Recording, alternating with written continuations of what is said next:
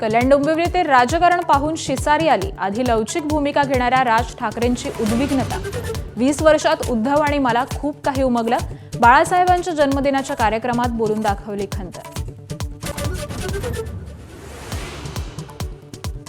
दोन गुजरात्यांकडून आपल्याच माणसांवर घाव घालण्यासाठी आपल्याच माणसांचा वापर। उद्धव ठाकरेंचं नाव न घेता मोदी, शहा आणि शिंदेंवर निशाणा।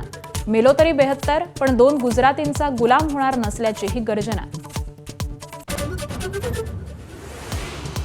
चंद्रपूर काँग्रेसमधील गटबाजी पुन्हा चव्हाट्यावर। प्रदेशाध्यक्षांचा आदेश आणि प्रतिभा धानोरकर यांच्या दबावापुढे वडेट्टीवारांना झुकावं लागल्याचं उघड।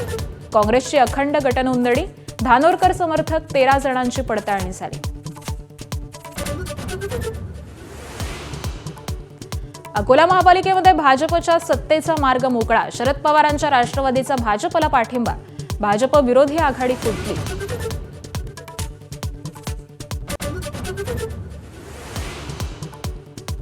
मीरा भाईंदर मनपात भाजप सत्तेत, शिंदे आणि काँग्रेस विरोधी भागांवर शहर विकास आघाडी स्थापन केल्यामुळे विरोधी पक्ष नेतेपदाचा मार्ग मोकळा।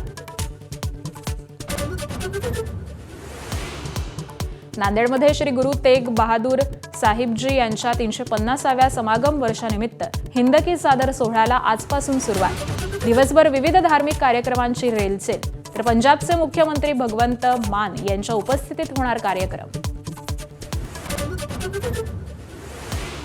महाराष्ट्रातील स्थानिक स्वराज्य संस्था निवडणुकीच्या धामधुमीत 400 कोटी रोकड असलेला कंटेनर कर्नाटकमध्ये लुटल्याचा संशय।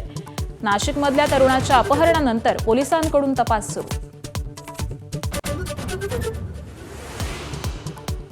मतमोजणी केंद्रात गोंधळ घालणं, रुपाली ठोंबरे पाटील यांना भोवलं। सरकारी कामात अडथळा आल्याप्रकरणी गुन्हा दाखल।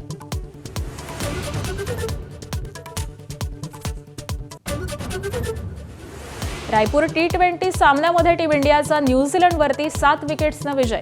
सूर्यकुमार यादव, ईशान किशनचे अर्धशतकं, तर टीम इंडियाची मालिकेत 2-0 अशी आघाडी।